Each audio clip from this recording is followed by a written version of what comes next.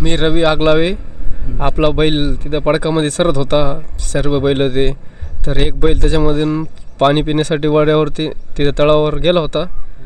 तर बाकीचे बैल चरत होते. तर आमचे त्याच्यावरती लक्ष नव्हतं. नंतर लक्ष गेलं तर एक बैल दिसतच नव्हता, म्हणून आम्ही गेलो त्या बैलाकडं. तर बैल नंतर आम्ही जेव्हा एक बैल आमच्याकडं आला, तर जेव्हा बैल बांधायला गेलो आम्ही, तेव्हा एक बैल नव्हता. मग आम्ही शोधायला गेलो, तेव्हा बैल आम्हाला तिथं पाण्यामध्ये असं गाळ्यामध्ये फसल्याने दिसलं, पुढचे पाय त्याचे, आणि मुंडकं त्याचं पाण्यामध्ये होतं. त्याच्यामुळे त्याचा दम छाटला आणि बैल आम्ही नंतर बाहेर काढल्याच्या नंतर तिथं घेतलं. तर घटना कधी झाली? ही घटना 4:30च्या आसपास झाली. काल संध्याकाळच्या टायमाला. पंचनामा नाही झाला. सूचना आपण महसूलला दिली होती. तुम्ही तलाठी साहेबाला कळवलं का? तलाठी साहेबाला कळवलं. तर मंडळ अधिकारी तलाठी साहेबाला यांनी सांगितलेलं आहे, पण अद्यापही कुठल्याही तलाठी मंडळ अधिकारी यांनी कुठलीही दखल घेतलेली नाही. हे जे संबंधित शेतकरी आहे हे आता स्वतःहून तहसील कार्यालयाला अर्ज देण्यास जाणार आहे. जर याची काळजी संबंधित अधिकाऱ्यांनी नाही घेतली तर हे एक बैल घेऊन SDM कार्यालयावर धडक जाणार, असा शेतकऱ्यांचा आक्रोश आहे. हे जे संबंधित शेतकऱ्याचा उदरनिर्वाहाचा जो प्रश्न होता हे बैलावर अवलंबून राहतं. शेतीचे जे कुठलेही कामं असू द्या हे बैलावर अवलंबून राहतात. तर शासनाने याची दखल घ्यावा अशी मी शासनाकडे विनंती करतो. आणि आपली चॅनलच्या माध्यमातून ही जी शेतकऱ्याची हळहळ आहे, याच्या वेदना, या गेंड्याच्या कातड्याला सरकारला जाग यावा, हे संबंधित अधिकाऱ्याला जाग यावा.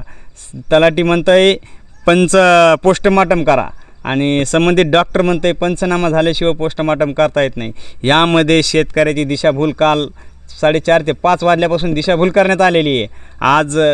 आजचा दुसरा दिवस उगवलेला आहे. सुमारास 12 वाजले तरी पण कुठलाही मंडळ अधिकारी नाही, तलाठी नाही, कुठलाही त्यांचं पंच नाही, काय नाही, कमिटी नाही, कुठल्याही प्रकारचं या शेतकऱ्यावर दखल घेतलेली नाही.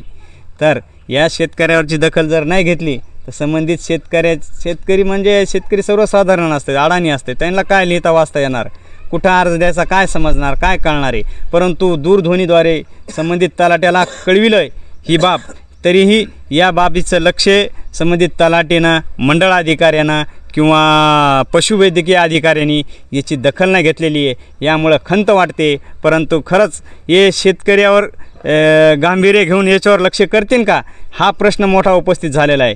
परंतु एवढा महाराष्ट्रभर चिंब झाले, लोकांचे घरं उद्ध्वस्त झाले, जनावरे दगवले, शासनाला याची थोडीशीही दखल नाही.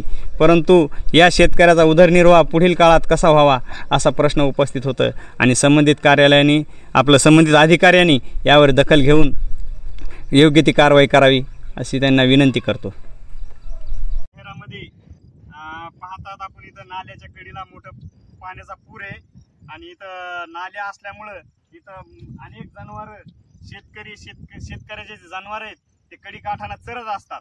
पण इथे एक असं अद्भुत झालंय की मोठ्या पाण्याचा पूर आहे आणि बैल पाणी चरत असताना पाणी पिण्यासाठी नाल्यामध्ये गेला आणि नाल्यामध्ये गाळपाटात फसून बैल जागीच दगावला आहे. इकडं आपण बघतायत मोठा नदी आहे, नदीसारखा नाला आहे मोठा नट, आणि इकडं नाला जे आहे का पूर्ण पाण्याने तुटुंब भरलेला आहे. आणि या नाल्यामध्ये बैल पाणी पिण्यासाठी आलेला आहे. परंतु या शेतकऱ्याने या बैलाची अवस्था बिकट झाल्यामुळं अनेक जणांनी पाण्यातून बैल ओढून काढला आणि हे बैल ओढून काढल्याच्या नंतर रात्रीच्या वेळेस ही घटना घडलेली आहे. रात्री सुमारास 5:30 ते 6च्या दरम्यान ही घटना घडलेली आहे.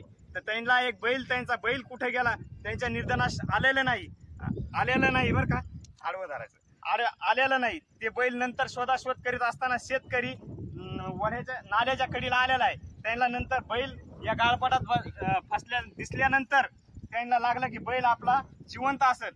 नंतर त्यांनी 9-10 जणांनी बैल वड्यातून वरून काढला आणि बैल वरती काढायच्या नंतर बैल त्यांच्या निर्धारास आला की बैल आपला दगावला आहे. या शेतकऱ्याचा मोठा आक्रोश, या ज्यांचा उदरनिर्वाह बैलाच्या शेतीचा कारभार बैलाच्या जीवावरच उदरनिर्वाह होत असतं. परंतु आज हे शेतकरी हतबल झालेला आहे. याच्यासाठी तलाठी, मंडळ अधिकारी यांना फोन लावला असता तर मंडळ अधिकारी सांगतात की पोस्टमार्टम करा. पोस्टमार्टम केल्याच्या नंतर पंचनामा करू. मग पंचनामा आधी की पोस्टमार्टम आधी ह्या शेतकऱ्याच्या दिशाभूल केली. परंतु शेतकरी आज यांची प्रतिक्रिया आपण इथं घेऊ. परंतु आज जे बैल दगावला यांनी यांचा घराचा उदरनिर्वाह कसा करावा हा मोठा प्रश्न त्यांच्यासाठी निर्माण झालेला आहे.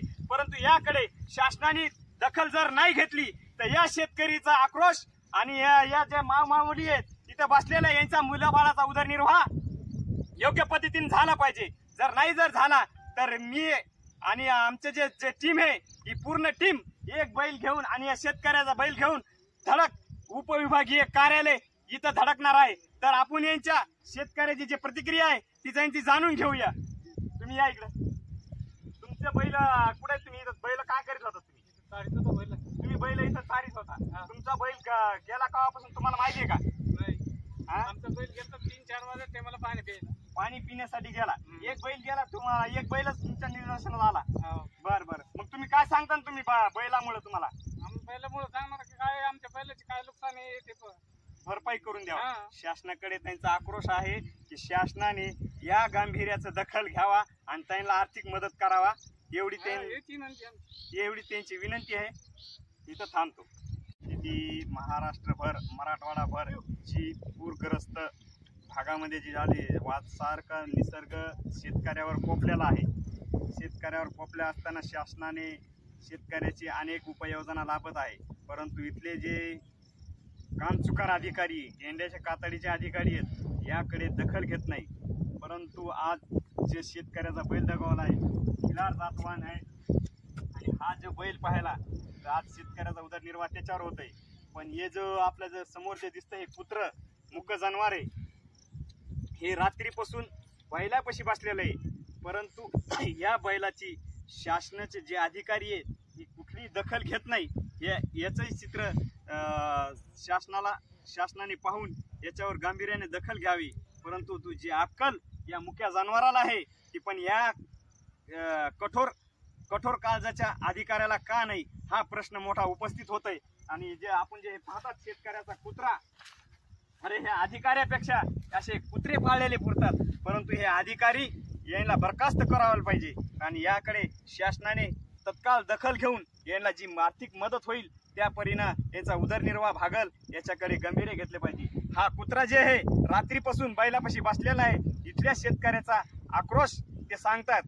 आमचा जे कुत्रा होता ते इथलं रात्रीपासून हल्ला नाही, बैलापासून हल्ला नाही. बैलाला सोडीनं झालाय. घरी जर बोललं तर घरी सुद्धा येईना. परंतु या मुक्या जनावराचा जे जीव आहे बैलामध्ये पण या शासनाला याची थोडीशी गंभीर्य घ्यावा अशी त्यांना विनंती करतो आणि या शेतकऱ्याला आर्थिक मदत करावा.